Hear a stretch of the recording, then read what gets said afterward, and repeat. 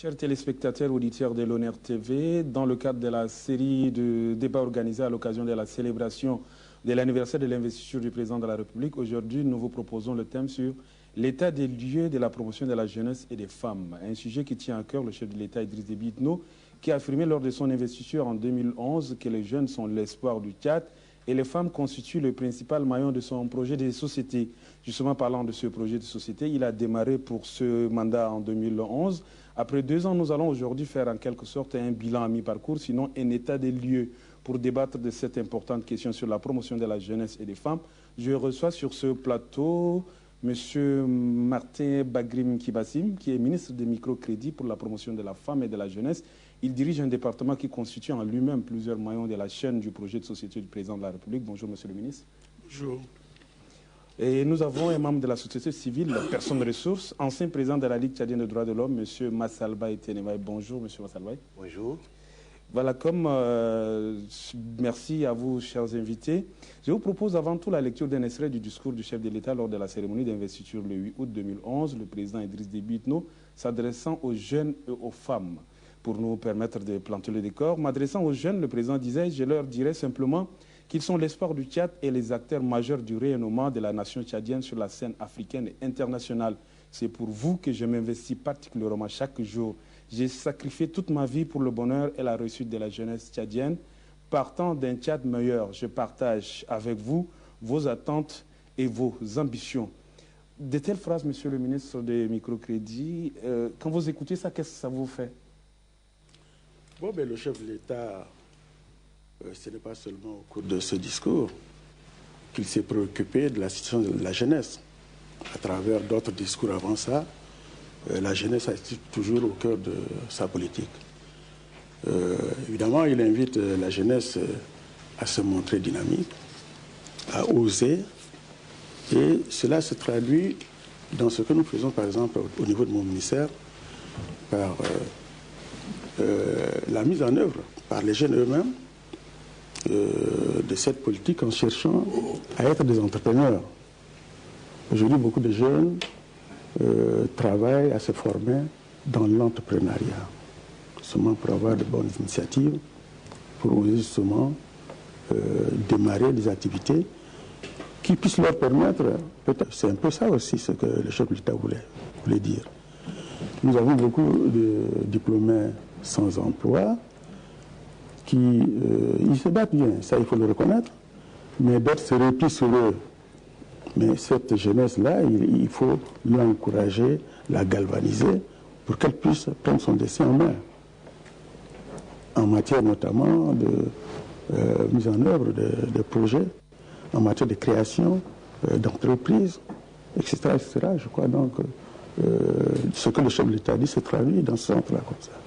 Monsieur Massalbaye, vous qui êtes personne ressource, membre de la société civile, ancien président de la Ligue tchadienne des droits de l'homme, constamment en contact avec les différentes couches dans le cadre de plusieurs projets. Quand le président parle ainsi qu'il compte sur cette jeunesse, est-ce que cela s'est traduit sur le fait? D'abord, il faut reconnaître que c'est un discours qui est volontariste. Un discours volontariste et qui replace la jeunesse dans toute sa plénitude en termes de responsabilité à prendre, en termes de combat pour, n'est-ce pas, disons, obtenir des droits, acquérir des droits, consolider ces droits, mais également s'émouvoir dans un cadre libéral, parce qu'en fait, c'est la liberté qui permet donc de pouvoir se mouvoir et de faire ce qu'il est possible de faire. Discours volontariste, mais il a aussi un discours, à mon avis, républicain. Parce qu'il place la jeunesse dans les valeurs que défend la République. La République repose sur 3 valeurs fondamentales. Le mérite. Et c'est ce que le ministre vient de dire, il y a des jeunes gens qui se battent, etc. Le mérite, l'égalité.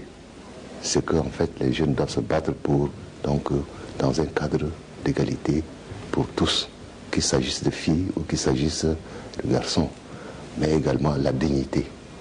Et ce sont ces 3 valeurs sur lesquels repose toute république, qu'il faut inscrire ce discours-là. Et c'est en cela que je pense que c'est un discours qui est volontariste. Alors, pour ce qui nous concerne, nous, organisations de la société civile, il faut se rappeler que l'État tchadien a adhéré et ratifié la plupart des instruments internationaux et régionaux en matière de promotion des jeunes et en matière de protection de ces jeunes-là. Et c'est dans ce cadre-là qu'il faut replacer ce discours, et c'est dans ce cadre-là que chaque jeune devrait reconnaître qu'il a des droits, qu'il a des responsabilités, et donc qu'il puisse donc pouvoir se mouvoir dans le cadre de projets de société dont on a vu apparaître les éléments fondateurs, n'est-ce pas, dans ce discours-là. Merci, M. Massalbaye Teneba. Monsieur le ministre des microcrédits, Martin Bagrim Kibassi, ministre des microcrédits pour la promotion de la femme et de la jeunesse, justement, vous qui vous situez au centre de ce vaste grand projet du président de la République, qu'est-ce qui a été déjà fait, selon le vœu du chef d'État, pour ces 2 années à mi-mandat? Bon, ben, je dirais qu'il faut un rappel historique. Le crédit, ou le ministère du microcrédit, a été créé en 2006. Et à ce jour, le ministère a mis en place, pour la jeunesse et la femme, environ 3 milliards 500 millions pour financer des projets. Ça, c'est le global. Maintenant, pour ce qui concerne les 2 années du mandat, de ce mandat du président, 2011-2013, il y a eu, au profit de cette jeunesse-là, 969 millions qui ont été mis en place, toujours pour financer leurs projets. En fait, et là, c'est global, hein, les 969 millions, c'est aussi bien pour la femme que pour la jeunesse. Alors, quelles sont les catégories qui bénéficient de ces crédits? Aussi bien pour le niveau global que pour les deux années du mandat du président de la République. Nous avons toutes les couches vulnérables pour lesquelles le chef de l'État a créé ce département. Nous avons dans ce pays-là environ 55% de Tchadiens qui vivent en dessous du seuil de pauvreté. C'est-à-dire qu'ils vivent en dessous d'$1. Le seuil de pauvreté, on limite à $1. Et il y a des Tchadiens qui n'arrivent même pas à avoir par jour 500 francs CFA si on met le taux de dollar à 500 francs. Ça, c'est de manière globale. Mais puisque le discours du chef de l'État concerne beaucoup plus la masse rurale, les femmes évoluant dans le monde rural, il faut se dire que la mise en place des microcrédits concerne finalement 87% de la population, puisque les pauvres sont dans ce milieu rural et ils représentent 87% de la population tchadienne. Ce n'est pas peu de choses. Et donc nous avons, depuis 2006, fait des efforts dans ce sens. Jusqu'à l'heure où nous parlons, 3 milliards ont été mis en place.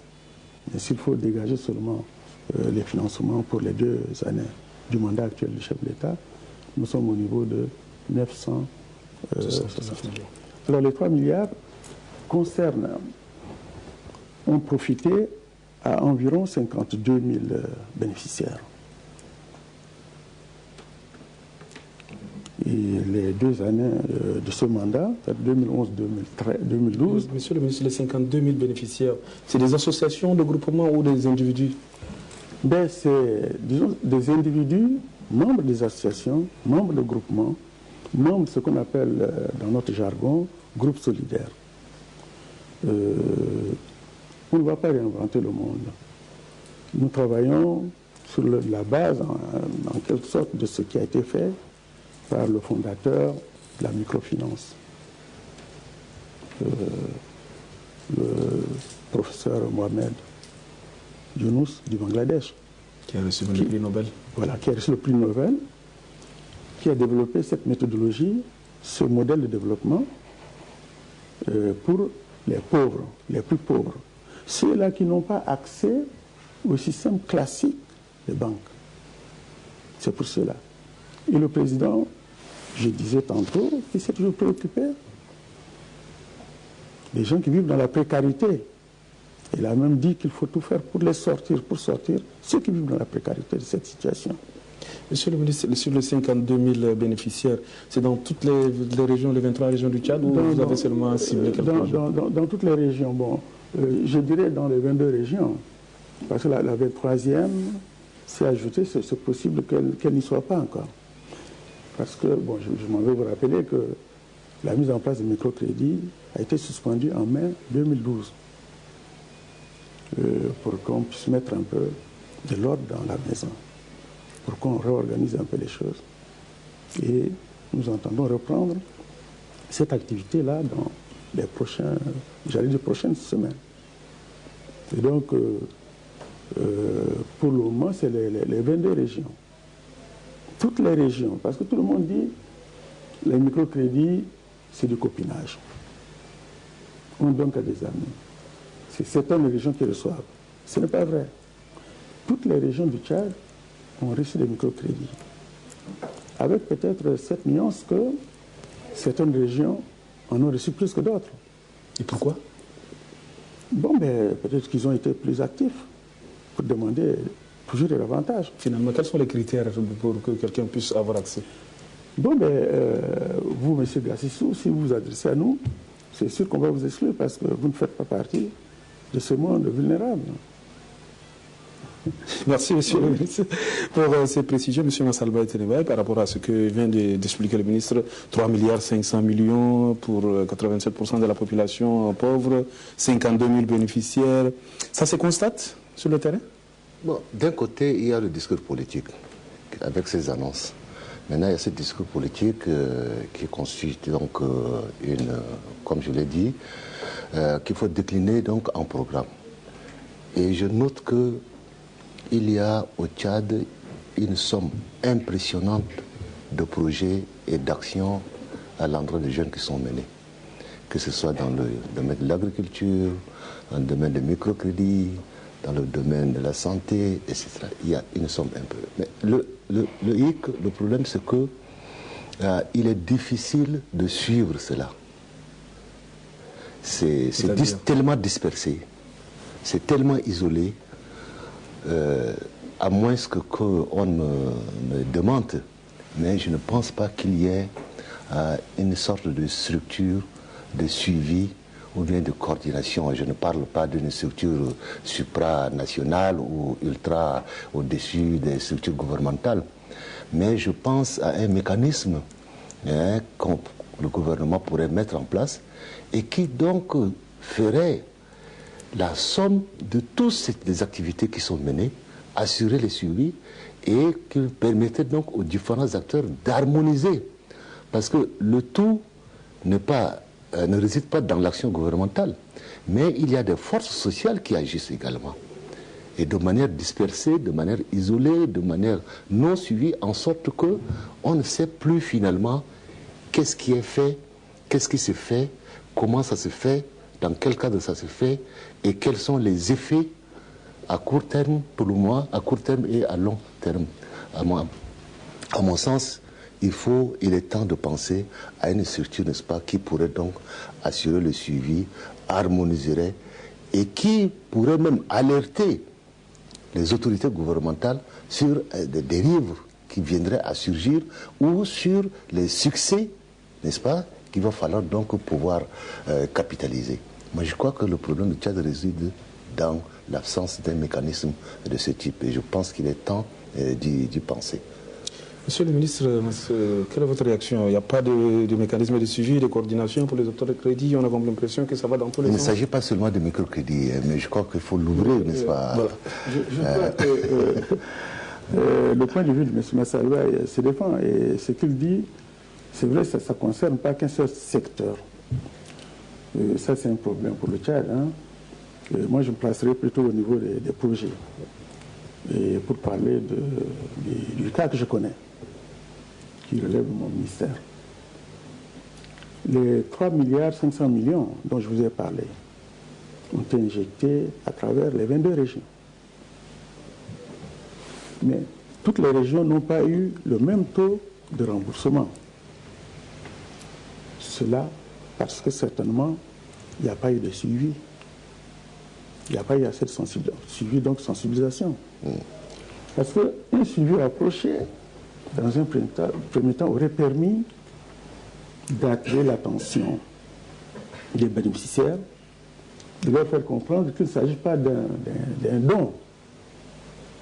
La microfinance, nulle part, n'a donné des dons. C'est des prêts remboursables.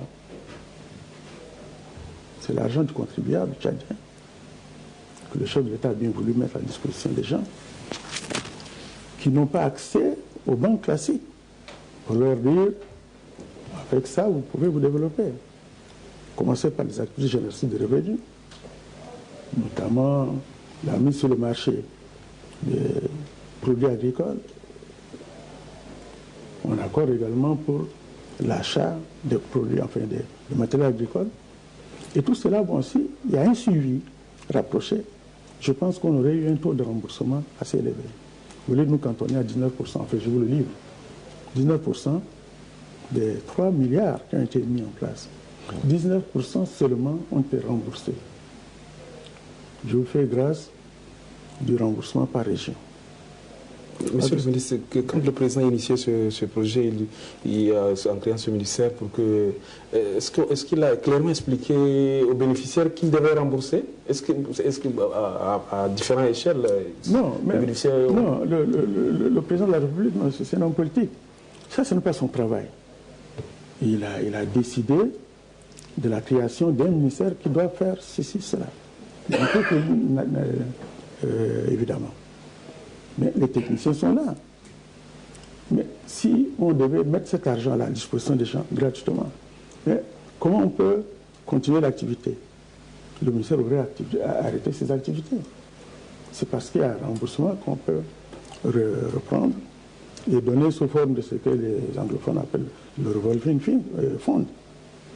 C'est-à-dire, M. X se rembourse aujourd'hui, ce fonds le sert à mettre sur la tête d'un autre. Et ainsi de suite, on continue. Donc le président, on n'a pas à attendre que le président nous dise « faites rembourser ces sommes ». Moi, je suis arrivé il y a 6 mois à la tête de ce ministère, mais ma compréhension est que ça doit être remboursé.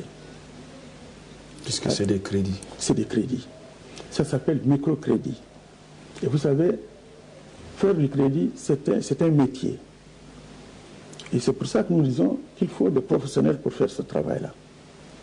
Jusqu'à présent, c'est le ministère qui distribue les crédits. Alors, depuis la mise en place du gouvernement du 25 janvier, il a été décidé, c'est conscient même dans le programme politique de ce gouvernement, de finalement refiler la distribution des crédits à ceux qui sont dans le métier de le faire. Cela pourrait s'appeler des microfinances, des établissements de microfinance, ça peut être des ONG, ça peut être des projets de développement qui sont outillés pour faire ce travail-là. Et donc, nous sommes en train de mettre en place des textes. Depuis la sélection des candidats au microcrédit dans les régions, jusqu'à leur acheminement au niveau du ministère, le ministère doit faire un tri, un choix, une analyse objective des dossiers pour voir qui a un projet bancable et qui a un projet qui ne l'est pas. Ensuite, tout cela est envoyé au niveau du haut comité interministériel d'octroi de microcrédit. Merci, monsieur le ministre. Monsieur Massalbaye Tenebaye, le ministre venait de nous l'avouer en direct sur ce plateau, qu'il y a eu seulement 19% de taux de remboursement. Ça suscite rien en vous? Ben, ça confirme ce que je disais il y a quelques instants. C'est que je pense que dans le cadre de programmes de ce type, le microcrédit, il y a un maillon d'un acteur qui manque à l'appel. Je crois que il faut reconnaître que ces microcrédits le bénéficiaire direct, ce sont les populations, mais à travers des individus ou à travers des organismes créés, n'est-ce pas, qui sont demandeurs et qui donc ont des projets dont les bénéficiaires directs sont les populations. Et c'est à cela que nous pensons qu'il est temps d'intégrer une dimension qui souvent est oubliée, c'est-à-dire un travail de responsabilisation, un travail de conscientisation des bénéficiaires directs et de ceux qui, n'est-ce pas, à travers qui l'État fait confiance et accorde des crédits. Il y a énormément d'associations de masse, énormément d'associations de jeunes, énormément d'associations villageoises. Je pense qu'il y a un travail à faire pour qu'on puisse répondre. Parce que, qu'est-ce qui se passe? Nous sommes dans un milieu, dans une société où les gens sont habitués à l'assistanat. Et lorsque quelque chose vient de l'État, c'est quelque chose, n'est-ce pas, qui n'est pas, il ne peut pas admettre qu'on lui dise qu'il doit rembourser. Et donc, il faut qu'un travail en aval par des organisations de la société civile soit fait pour qu'ils prennent conscience que, ces fonds sont des fonds publics. 2, à partir du moment où ce sont des fonds publics, ce sont des fonds qui sont remboursables en fonction, n'est-ce pas, des modalités dont ils ont signé, n'est-ce pas, librement. Et donc, c'est une question de responsabilité, de responsabilisation également et de prise de conscience. Et à partir de ça-là, il faut que chacun s'assume. Parce qu'on ne peut pas dire d'un jeune qu'il est l'espoir d'un pays, c'est-à-dire qu'on le replace, n'est-ce pas, dans un contexte d'avenir et admettre ou bien fermer les yeux, sur des manquements dont tu te sens coupable, non pas parce qu'il le fait exprès, il le fait, mais parce que justement, on ne lui a pas dit, on ne lui a pas appris, on ne l'a pas formé, n'est-ce pas, à se respecter et à se prendre en charge de manière responsable. C'est ce maillon qui manque. Et tant qu'on ne privilégiera pas cette dimension, tout projet, n'est-ce pas, court le risque, n'est-ce pas, de tomber à l'eau, c'est-à-dire de n'avoir pas de lendemain. Et si un projet n'a pas de lendemain, dans quel espace, dans quel contexte peut-on replacer ces jeunes en qui on dit il est l'avenir? Voilà toute la problématique, n'est-ce pas? Monsieur le ministre, à comprendre, monsieur Massalbaye, c'est comme s'il manque l'implication de la société civile dans tous ces mécanismes. Bon, je crois qu'à ce stade-là, la place de la société civile, je ne la vois pas. Mais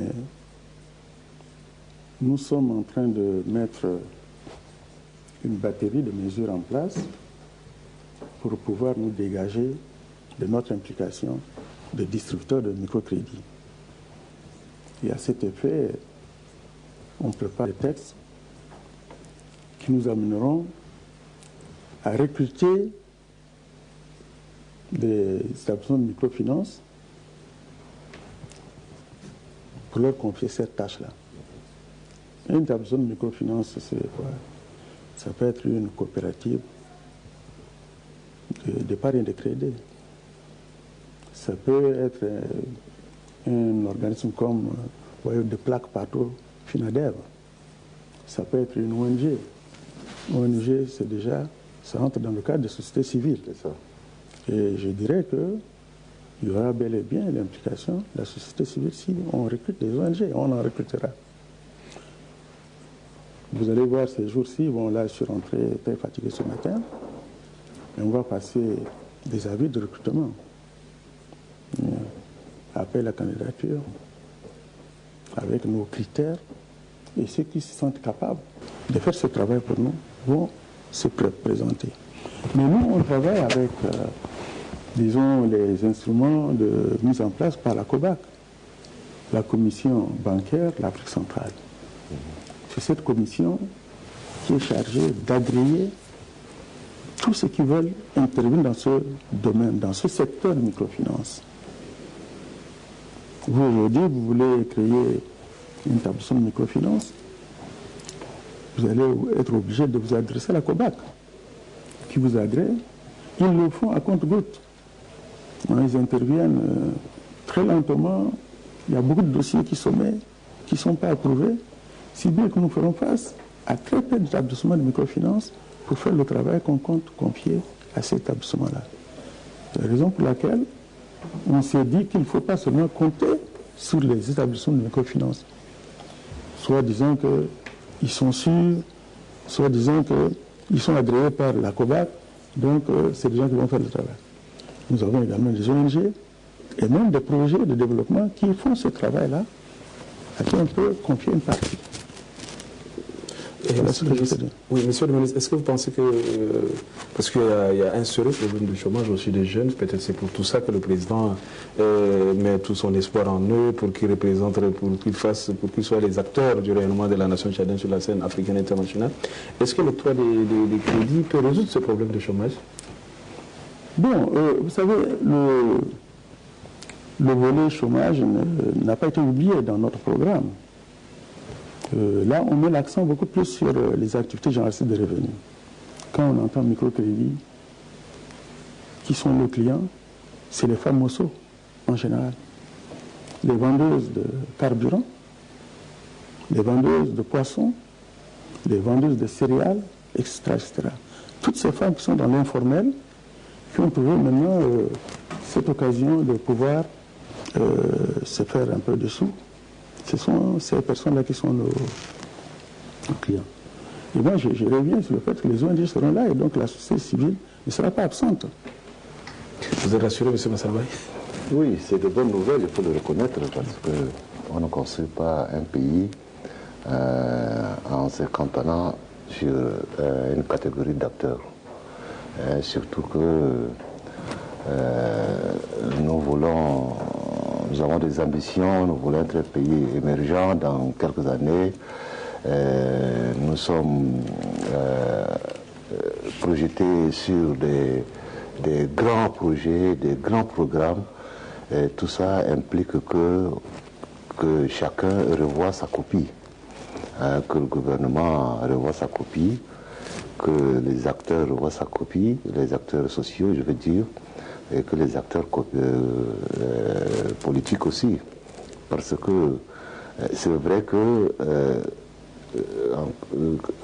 en restant dans le domaine de microcrédit, il s'agit là des activités génératrices de revenus, donc un secteur de l'économie, mais que n'y a-t-il pas de secteur en matière d'économie? Il y en a énormément. Mais il y a également l'autre dimension qui renvoie à la conscience toujours. Il faut que les gens intègrent dans leur esprit, dans leur conscience qu'ils ont des responsabilités. Et c'est à ce niveau-là qu'il faut qu'un travail sérieux soit fait au niveau des partis politiques, au niveau des ONG, au niveau des organisations de base, que tout ce travail fait pour que l'élan, la dynamique soit, n'est-ce pas, la même, que ce soit, n'est-ce pas, comme une chaîne où chaque maillon, et on revient, n'est-ce pas, parce qu'on dit que les femmes c'était des maillons, n'est-ce pas, je crois que le discours l'a soulevé, le discours du chef d'État, et donc que chaque maillon de la chaîne puisse assumer sa responsabilité. Parce que si un grain de sable entre quelque part, vous voyez bien que ça devient difficile.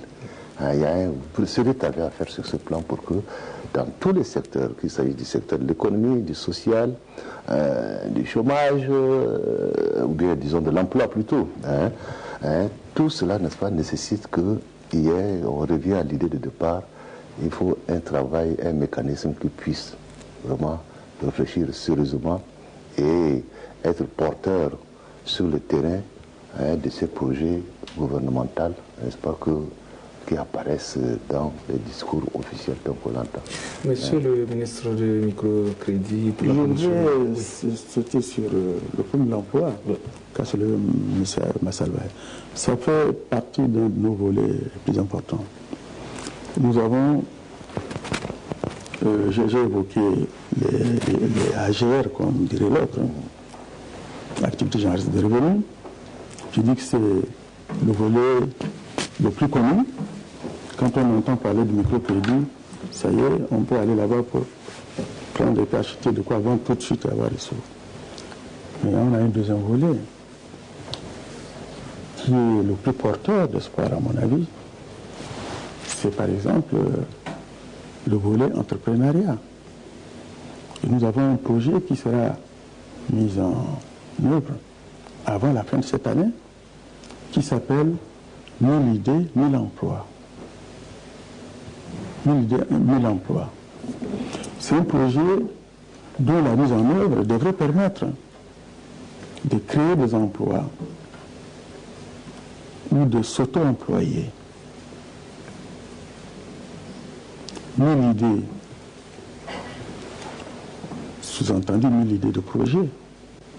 L'idée peut venir des individus que vous êtes. Vous êtes 1000, mais si vous recrutez pour la mise en œuvre de ces projets-là, 1, 2 personnes, c'est aussi tendre vers la solution de résoudre le problème d'emploi. Et on voudrait que ça se passe comme ça. Parce qu'il y en a qui vont créer des projets tellement porteurs qu'ils vont recruter plus de 10 personnes. Des jeunes formés à l'école hôtelière de Ngaoundéré, c'est une école de la CEMAC, m'ont été envoyés par quelqu'un.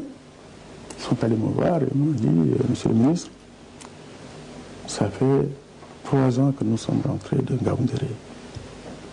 Pourtant, nous avons été formés avec une bourse, sous-entendu de la CEMAC. Mais depuis qu'on est là, on ne nous regarde pas.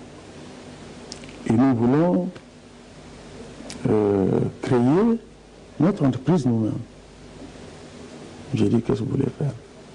J'ai dit, mais tout ce qu'on a appris, c'est la cuisine. C'est de recevoir les gens et tout ça. Donc, on veut avoir des crédits pour nous installer. Alors, j'ai dit, mais vous allez vous installer, ils sont 7. 2 filles et 5 garçons. J'ai dit, vous allez vous installer, vous 7 ou bien il y aura encore d'autres personnes. Je dis, mais bien sûr, on va recruter les gens. Non, ils me l'ont dit de manière spontanée. Mais je vous dis, j'étais heureux de la réaction des jeunes. Et ce dossier-là, j'ai envoyé dans les services techniques que je suis en train de suivre. Et on souhaite avoir autant de dossiers comme ça, des jeunes qui sont en mesure de créer des entreprises, de micro-entreprises. C'est à partir de là qu'on peut aussi, disons, pas résoudre, mais tenter d'apporter des petites solutions au problème de l'emploi. Eux qui créent, ils s'auto-emploient. Ils sont les PDG de leur entreprise. Ils auront besoin peut-être d'un gardien qui est là, qui est payé, une secrétaire qui est recrutée, et peut-être quelqu'un qui s'occupe des archives, et ouais, qui est payé même, peu importe le niveau de salaire. Mais nous, on veut que ces personnes vulnérables-là puissent avoir quelque chose qui puisse dépasser le niveau de $1 par jour, qui est le seuil de pauvreté. Vous avez lancé récemment, monsieur le ministre, le projet Best Business Plan, initié par la Jeune Chambre internationale du Tchad. Ce projet consiste à accompagner la jeunesse entreprenante par une formation gratuite en technique de création d'entreprises au profit de 5000 jeunes. Est-ce que cela entre dans le cadre des 1000 idées, 1000 emplois? Ça va très bien entrer là-dedans. Ce n'est pas cette année qu'on a lancé cette activité-là. Il y a déjà eu une première édition l'année dernière. Et j'aimerais vous dire que c'est un projet qui a pour marraine la première dame de la République. Et je dirais même que le parrain, c'est le président de la République. Donc un projet important. L'année dernière, il y a eu une centaine de jeunes gens qui ont été primés. Des gens qui ont suivi des formations dans le cadre de l'entrepreneuriat, à qui on a demandé de présenter des projets. On leur a dit de présenter des projets. Ils ont fait des projets qui ont été sélectionnés. Et donc, nous avons donné à chacun de ces jeunes gens-là, ils sont 121, 1 million chacun. À rembourser?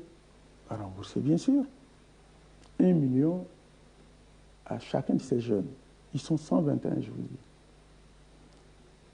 Et ils ont démarré les activités. Il y a aujourd'hui 67 personnes qui présentent des activités viables. Les autres, on va évaluer, on va mener des enquêtes pour voir où ils sont, qu'est-ce qu'ils font, à quel niveau ils se trouvent. Et donc, on va apprécier.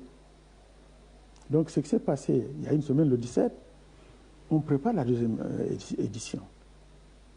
Et ces jeunes-là, le ministère se propose de prendre en compte environ 5 000. Au vu de l'expérience de l'année dernière, nous pensons que c'est peut-être ceux qui se préparent à l'entrepreneuriat qui vont trouver de bonnes solutions d'emploi. Et donc, on va former 5 000 dans le cadre de Best Business Plan. Et ces 5 000 seront suivis, ils seront appuyés, soit qu'on négocie des sources de financement pour eux, soit que nous-mêmes, on y intervienne, puisqu'on a des moyens pour ça. Monsieur Massalba, surtout par rapport à ce que vient de dire le ministre, est-ce que c'est comme ce groupe de jeunes de Ngaoundéré qui sont venus pour poser le problème, est-ce que parce qu'il n'y a pas de jeunes qui osent? Le président pourtant veut des jeunes qui osent. Oui, des jeunes qui osent, on en a besoin. Il faut dire que on en rencontre au Tchad, mais on n'en rencontre pas assez. Et c'est ça le problème aujourd'hui. Parce qu'encore une fois, nous vivons dans une société où les gens sont moulés dans un esprit où tout doit venir de quelque part et tomber entre les mains. C'est toujours l'État qui doit faire. C'est le tout État. C'est le tout État. Et donc, on ne s'imagine nulle part, nullement que, en fait, lorsque on dit qu'on est jeune et qu'on sait l'espoir, il faut initier, il faut créer le sens de la créativité, il faut oser, il faut aller frapper à la porte. Et qu'on demander que cette porte-là s'ouvre. Et je crois que c'est cette expérience que le ministre vient de nous en faire. Moi, je crois qu'on retombe sur la question, la dimension de travail d'esprit à faire vis-à-vis des jeunes. Parce que si on ne le fait pas, il y a un travail en amont qui doit être fait. Il y a aussi un travail en aval qui doit être fait. Et c'est en cela, n'est-ce pas, qu'on se trouvera face à des jeunes responsables, des exemples qui sont venus de Ngaoundéré. Je crois que c'est peut-être une chance que ces jeunes gens aient été formés dans un domaine où la demande est forte. Et donc, qui attire l'attention de ceux qui ont les moyens, n'est-ce pas, d'offrir. Mais il y a également un nombre considérable de jeunes qui viennent de formations d'autres secteurs, mais qui ne trouvent pas d'ouverture. Ont-ils mal choisi, ou est-ce que parce que le réseau de l'emploi ici... souvent, il n'y a pas d'adéquation. Il n'y a pas d'adéquation avec l'emploi. Et donc, vous voyez bien qu'est-ce que ça crée. Ça crée des frustrations, ça crée des sentiments de révolte, ça crée des sentiments, n'est-ce pas, de vivre dans un monde injuste. Et c'est à cela qu'il faut de soi s'attaquer. Tout à l'heure, vous avez dit, au début, vous avez dit que quand je vous avais présenté un extrait du discours du président de la République, vous dites que c'est un discours volontariste et un discours républicain. Et la valeur républicaine exige trois points. Le mérite, l'égalité et la dignité. Est-ce que cela ne se constate pas dans ce milieu du jeune? C'est pour ça qu'on dit qu'il y a inadéquation parfois entre formation et emploi. Le mérite, parce qu'il faut travailler pour le mériter. Je crois que c'est cela. L'exemple, on revient à l'exemple de micro-projet, où il y a eu, n'est-ce pas, un nombre considérable d'individus qui ont bénéficié des microproduits. Il y en a qui, on a parlé de 19% qui ont remboursé. Nous sommes à 60% de personnes, de groupes qui n'ont pas du tout remboursé.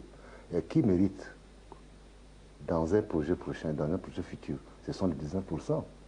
Mais c'est aussi un travail fait pour les sauver en l'endroit de 60%, pour qu'ils comprennent qu'il faut mériter le crédit. Parce que si on ne fait pas d'effort, c'est cela la valeur républicaine. Et c'est cela, parce que on est dans un monde où rien ne se donne. Tout s'arrache. Et donc nous sommes dans une société, disons, libérale. où il faut développer ces énergies. Mais il faut aussi que d'un côté, les conditions soient créées. C'est parce que quand les conditions sont créées que les énergies, n'est-ce pas, se libèrent. Et donc, le mérite. Mais lorsqu'on le mérite, et lorsqu'on travaille, lorsqu'on a les moyens de subvenir à son besoin, n'est-ce pas, on est en plein, n'est-ce pas, on a réglé la question de la dignité. Avec la question de la dignité. Mais là aussi, un autre élément qui est là, l'égalité de tous, c'est-à-dire la justice. C'est cela. Et donc, une société d'avenir, un pays d'avenir, surtout une république comme le Tchad, devra donc mettre à plat et au centre ces trois valeurs dans tout projet. Et c'est cela, n'est-ce pas, qui pourra aplanir tous les sentiments de révolte, des sentiments d'injustice, parfois justifiés, parfois injustifiés. Tout cela, il faut donc dans un ensemble. Et c'est en cela que, d'un côté, il faut considérer l'action gouvernementale comme une action honorable. Et d'un autre côté, il faut également que les forces sociales, en même temps, n'est-ce pas, se mobilisent également pour qu'un travail de conscience soit fait, pour qu'il n'y ait pas un déséquilibre entre l'action et, n'est-ce pas, le sens de la responsabilité. Tant que cet équilibre n'est pas établi, il sera toujours difficile, on sera toujours face à des situations de 60% d'échecs et de 19%, n'est-ce pas, de réussite. Mais dans tous les cas, nous sommes en construction, et une construction, n'est-ce pas, c'est parfois des situations où on trébuche, et parfois des situations où on Merci, M. Massalvaï. Monsieur le ministre des microcrédits en promotion de la femme et de la jeunesse, un autre extrait du discours du président disait dans la mise en place d'un fonds national d'appui à la jeunesse pour financer vos projets, déjà un début de réponse à vos attentes, en plus du fonds national d'appui à la jeunesse. J'émettrai dès l'année prochaine, puisqu'on se situe en 2011, j'émettrai dès l'année prochaine une somme d'un montant de 2 milliards de francs CFA dans chaque région pour des réalisations sociales en faveur de la jeunesse. Le Fonds national en promotion de le Fonds national d'appui à la jeunesse, c'est logé, c'est géré par le ministère de la Jeunesse et des Sports.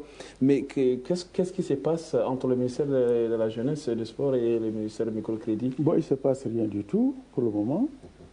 Le ministère de la Jeunesse et des Sports continue d'octroyer des microcrédits. Bon, moi j'ai été surpris, un matin, j'ai mis mon poste radio, je crois que les jeunes étaient au niveau d'Abéché et on parlait du ministère de la Jeunesse qui a mis en place le microcrédit en faveur des jeunes. Alors en me renseignant, on m'a dit non, ça c'est une situation qui s'est créée il y a un an, je crois avec le ministre sortant, qui a négocié, obtenu peut-être des fonds qu'on a mis sous cette forme-là de phonage. Je ne sais pas ce que ça veut dire. Et bon, donc, ces fonds sont toujours logés là-bas. Les microcrédits continuent d'être octroyés. Et je vous dis, moi, mon souci est que nous ne fassions pas de doublons. Raison pour laquelle je vous ai dit d'entrée de jeu que nous sommes en discussion déjà avec le ministère concerné pour qu'on évite de donner aux mêmes jeunes des microcrédits. Ils vont aller prendre là-bas, dès que vous tournez le dos, ils s'adressent à vous et ça se passe comme ça. Donc, les 22 milliards dont vous parlez, tout le monde en a entendu parler, mais nous, en tout cas, on ne les a pas enregistrés au niveau de notre ministère. Peut-être parce qu'il n'y a pas eu de suivi, parce que ça, c'est des fonds que le chef de l'État a décidé de mettre à la disposition des populations vulnérables. Mais il faut faire le suivi. C'est ce qui se passe aux finances là. Si vous engagez et que vous ne suivez pas, ça ne passe pas. Et arrivé au mois de novembre, on fait retour aux finances ou aux infrastructures. Donc il faut être également derrière. Les fonds sont dégagés, mais il faut engager, suivre, jusqu'à ce que ça aboutisse. Le plus souvent, ça ne se fait pas. Ou ça se fait très mal. Et je suppose que peut-être c'est ce genre de gap qui a fait que nous n'avons pas enregistré les 22 milliards. Tout le monde pense que le ministère du microcrédit a enregistré 22 milliards. Bon, pour l'année 2013, nous avons à notre budget une somme de 9 milliards qui peut servir à faire le microcrédit. Mais pas les 22 milliards. Pas les 22 milliards. Et M. Massalva, le FONAGE, le Fonds national d'appui à la jeunesse, vous avez entendu parler de ça? Oui, j'en ai entendu parler, je me suis même réjoui, mais je me suis aussi posé en même temps une question. Je pense que la question, est-ce que ces fonds vont-ils être attribués ou accordés en fonction des besoins réels, parce que les besoins vitaux des jeunes du moyen charrier, je doute que ce soit les mêmes que ceux du BT ou bien ceux de la Tangilé. Quels sont les besoins vitaux, quelles sont les priorités, quels sont ce dont on a réellement besoin en urgence ou dans le court terme. Moi, je crois que ces fonds devraient être attribués, accordés, n'est-ce pas, en fonction des projets éligibles. Et à partir de cela, il faut également établir, n'est-ce pas, les critères d'éligibilité. Et qui a droit à cela également. Je pense que peut-être ça serait fait puisqu'on a déjà commencé à octroyer ces fonds à plusieurs projets. Sur ce plan, je n'ai pas d'informations. Je voudrais tranquilliser M. Massalva. Oui. Je ne crois pas qu'au niveau du ministère de la Jeunesse, ces fonds ont été jetés comme ça dans la nature. Je ne connais pas les critères. Il y a un travail de fond qui est fait. Donc, c'est suivant des critères définis par le ministère que ces fonds sont octroyés. Vous dites, les jeunes n'ont pas les mêmes besoins, ça c'est sûr. On ne peut pas avoir les mêmes besoins. Il y en a qui ont des besoins peut-être de scolarité, d'autres des besoins de développement pour leur propre personne et pour participer à la société. Et donc les besoins ne peuvent pas être les mêmes. Mais les critères de choix, je crois que là, il doit y avoir un il faut beaucoup faire attention. Oui. Ma crainte est qu'on se télescope. Ça ne paraît pas normal que dans ce même pays-là, il y ait des fonds comme ça qui sont dispersés pour faire des microcrédits. Monsieur le ministre, dès le départ, nous étions tombés d'accord qu'il y avait une somme extraordinaire d'actions, de projets qui se mettaient en place, mais qu'on ne savait pas qui faisait quoi et où est-ce que ça allait. On revient, n'est-ce pas, sur la question d'un mécanisme quelconque, d'une structure de soi pour harmoniser tout ça, ce qui nous permettrait de bien mesurer, de mesurer, n'est-ce pas, quels sont les progrès, quelles sont les avancées, quels sont les reculs, où est-ce qu'on en est et comment il faut corriger les... C'est de ça qu'on parlait. Le chef de l'État lui-même a déjà mis un accent particulier dessus. Au cours d'une réunion qui s'adressait au comité interministériel d'octroi de microcrédit. Il a dit, pour la visibilité et la lisibilité des activités de ce ministère, je ne veux plus entendre parler des microcrédits par-ci par-là. Tout ce qui participe du microcrédit doit revenir au ministère concerné, ce ministère. Et du coup, il a lancé la création de ce haut comité-là. Il a demandé qu'un programme national de mise en place de microcrédit soit créé. Ce programme existe pour 4 ans. Et donc, c'est ce programme que nous allons exécuter. C'est de faire en sorte que les choses soient faites selon les règles de l'art. C'est des crédits, c'est des prêts. Dans aucun monde, enfin, aucun pays de ce monde-là, on fait des crédits sans remboursement. Nous avons également au niveau du ministère un projet financé par la BID, Banque islamique de développement. Il y a ce problème d'intérêt qui revient, mais qui ne veut pas dire qu'il ne faut pas rembourser. Il n'y a pas d'intérêt sur les crédits de cette banque-là. Mais il y a un mécanisme quand même pour gérer cette situation. Voilà. Et le projet s'appelle Promifit, projet de microfinance au Tchad. Il est logé dans mon ministère. Donc, d'une manière ou d'une autre, il y a quand même un mécanisme de suivi. J'espère que... Un mot également, qu'on n'oublie pas la dimension, n'est-ce pas, de la communication. Est-ce qu'il n'y a pas assez de communication autour de tout ce qui se passe? Il y a une formation. Par exemple, ils ont lancé le recrutement d'un consultant en finance islamique pour former les gestionnaires de ces projets-là. C'est dans le cadre de ce projet que j'ai eu à signer une convention il y a bientôt 3 semaines avec une association ASDET basée à Moundou, mais qui devait intervenir au niveau de Sharif Badouni.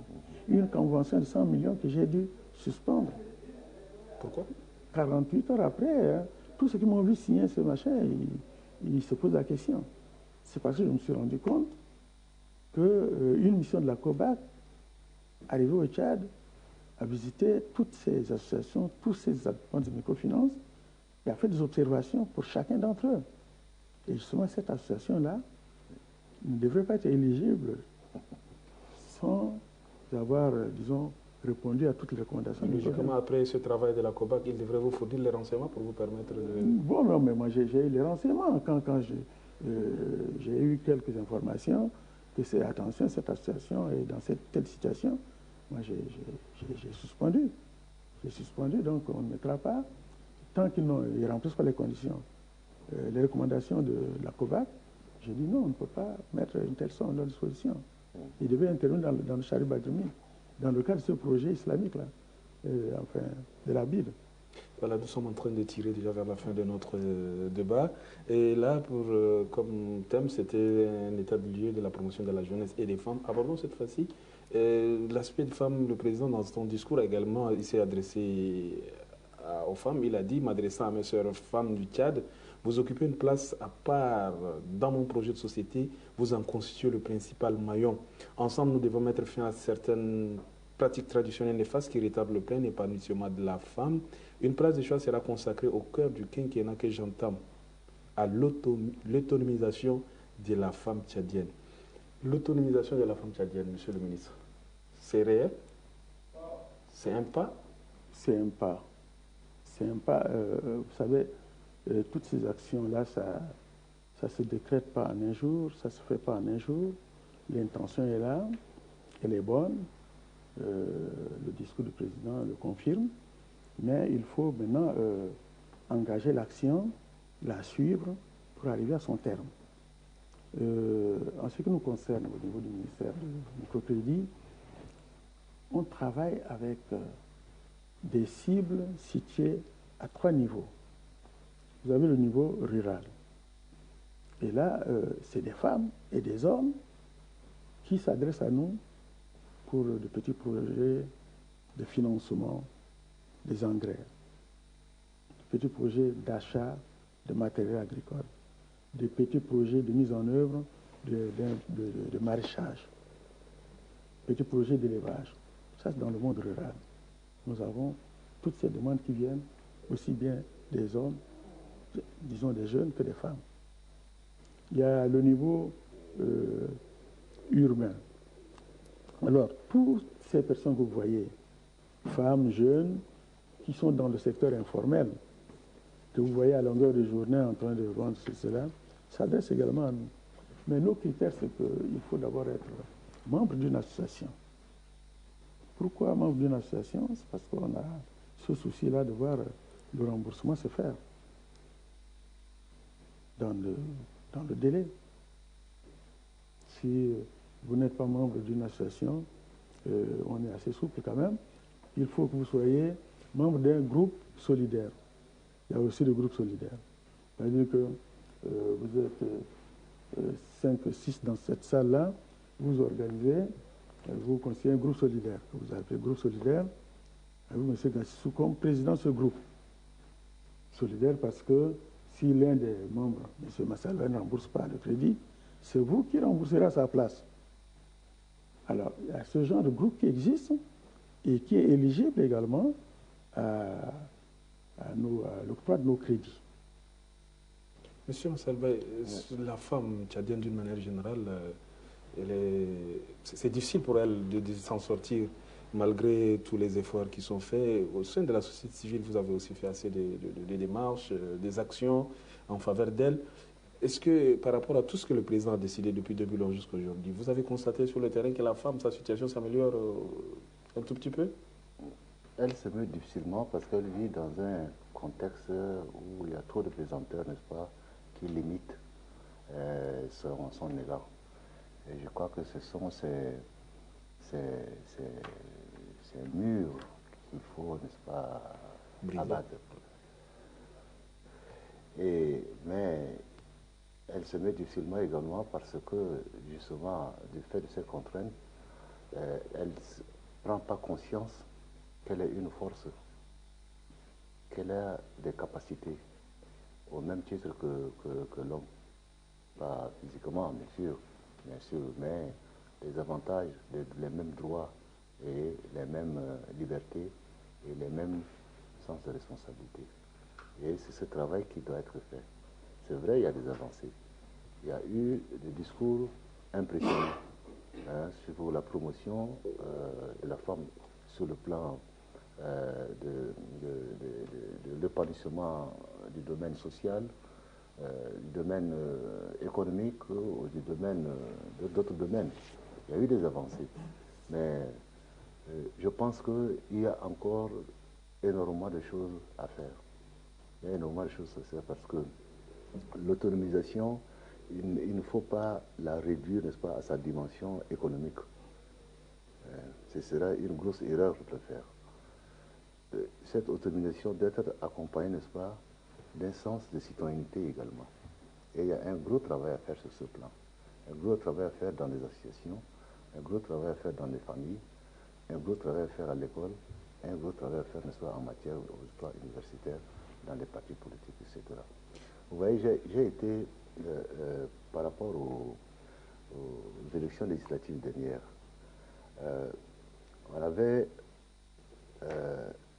la loi avait décidé qu'il fallait un pourcentage minimal de présence féminine au sein des listes. 30%. Au sein des listes de 30%. Alors, j'ai observé, en tant que responsable de l'organisation société civile qui observait les élections, j'ai observé qu'au sein de ces listes de candidatures-là, les 30% des femmes, n'est-ce pas, étaient au bas de la liste. Au bas de la liste. Sachant que les règles électorales, n'est-ce pas, c'est un système de liste où soit on prend la majorité, ou alors s'il n'y a pas de majorité, la proportionnelle, c'est la tête de liste. Du coup, comme il était difficile pour la plupart des partis d'avoir la majorité, les têtes de liste n'étaient que des hommes. C'est pour ça qu'on se retrouve avec très peu de femmes au sein à l'Assemblée nationale. Moi, je crois que ça, ce sont des pratiques. On ne peut pas tricher avec l'histoire. On ne peut pas tricher avec la liberté. Il faut donc veiller à ce que ça ne se reproduise pas. Merci, M. Massalbaye. Donc, vous voyez, l'autonomisation, c'est cela. Okay. Parce que tant qu'elle n'accéderait pas, n'est-ce pas, à des leviers de décision et de commande, il serait difficile, n'est-ce pas, pour elle de pouvoir gagner des combats. Voilà, nous arrivons au terme de ce débat. Avant de donner la parole au ministre, M. Massalbaye Tenimbaye, personne ressource, membre de la société civile, ancien président de la Ligue tchadienne des droits de l'homme. Par rapport à tout ce qu'on vient de dire, par rapport au discours du président de la République pour son investiture le 8 août 2011, la société civile s'est-elle appropriée? Nous ne sommes pas des organisations ou des hommes à part. Nous vivons dans un monde qui nous appartient et donc nous avons des gens qui nous dirigent avec des discours politiques qu'il faut, qu'ils estiment, n'est-ce pas, nécessaires. Et donc, ouais, il y a d'un côté un discours politique. Et d'un autre côté, ce discours politique, quel que soit le discours, il y a toujours un angle par lequel on peut faire son entrée. Sur le plan, n'est-ce pas, du travail pour la promotion des libertés, des droits, etc. etc. C'est cela notre travail, nous, société civile. Nous sommes, disons, des forces de proposition, des forces de plaidoyer, des forces, n'est-ce pas, de mobilisation sociale en termes de responsabilisation. Donc, on se l'approprie. Justement, par rapport à tout ça, qu'est-ce que vous avez à dire? Alors, ce qu'il y a à dire, il faut poursuivre. Il y a énormément de défis. Et il y a énormément de travail à faire. Vous savez, je pense depuis quelque temps, début le 10 juillet, au résultat du baccalauréat. Ce sont 10 000 candidats, il y en a eu moins de 10 000, c'est-à-dire moins de 10%. C'est un drame, aussi bien pour les jeunes que pour les filles, mais pour tout le pays. Et là, lorsque dans ce domaine de l'éducation, lorsqu'on accuse coup sur coup, depuis 2 ou 3 ans, un tel échec, nous pensons qu'il y a un travail sérieux à faire. Parce que si sur le plan de l'éducation, on n'a pas réussi à régler ce problème, tout ce qu'on entreprend avec des projets qui sont ambitieux, qui sont utiles, parce qu'il faut, mais il y a en fait ceci que la jeunesse peut pas suivre, n'est pas en mesure de suivre, parce que au plan de la formation, il n'y a pas d'adéquation, au plan de l'éducation, ce sont des programmes qu'il ne faut pas qu'on enseigne, et avec ça, vous voyez bien les résultats qu'on fait. Donc il y a un gros problème. C'est pour ça qu'il faut être honnête et dire que certes, il y a des avancées, mais je crois qu'il y a des périls qui nous menacent, surtout lorsqu'on considère, n'est-ce pas, depuis 3 ans, les résultats du baccalauréat. Merci, M. Moussalva Tenenga. Monsieur le ministre du microcrédit pour la promotion de la femme et de la jeunesse, Martin Bagrim-Kivassi. Nous avons fait le tour d'horizon, surtout les actions en faveur des jeunes et de la femme, par rapport au discours du président de la République lors de son investiture en 2011.